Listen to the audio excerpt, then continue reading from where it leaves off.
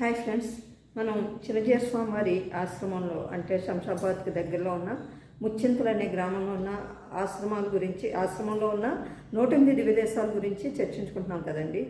అందులో 4వ దివ్యదేశం గురించి ఇప్పుడు మనం చర్చించుకుందాం. ఆ దివ్యదేశం పేరు అన్బిల్ అంటారు. అన్బిల్ ప్రేమపురి అని కూడా అంటారు.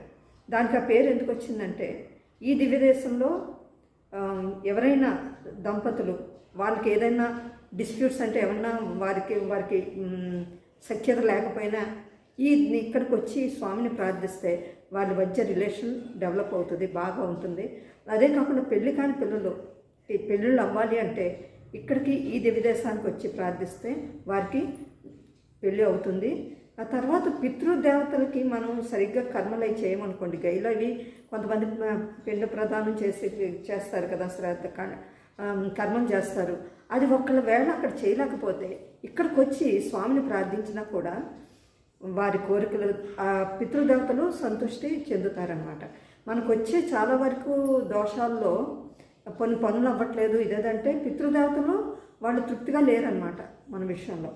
అదే పితృదేవతలు తృప్తి పడాలి అంటే ఈ దివ్యదేశానికి వచ్చి ప్రార్థిస్తే పితృదేవతలు తృప్తి పడట్టి మనకి వచ్చే దోషాలు ఏవి అంటే మనకు వచ్చే దోషాలు తొలగిస్తారు.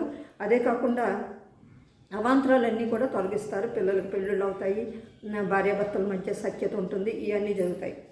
దీనికి ఒక చిన్న కథ కూడా, వేరే కథ ఉంది. అదేంటంటే, ఒక మునిని దుర్వాస మహాముని శపించాడంట. ఏదో కారణం వల్ల శపించడం జరిగింది. కప్పగా అయిపోమని శపించాడు. ఆ ముని కప్పగా అయిపోయి ఈ స్వామి దగ్గరికి, అన్బిల్లో ఉన్న స్వామి దగ్గరికి వచ్చి ప్రార్థిస్తే అక్కడ స్వామి అచ్చామూర్తిగా ఆయనకి చెప్తారనమాట. ఆయన ప్రార్థన విని ఆయనకి మళ్ళీ యథారూపం ఇస్తారు, ఇంతకుముందు ఉన్న రూపాన్ని ఇస్తారు. అప్పటి నుండి ఆ మహర్షి మండూక మహర్షి అని కొలవబడతాడు. కాబట్టి ఈ దివ్యదేశానికి ఆ ప్రత్యేకత కూడా, ఆ కథ కూడా ఉంది.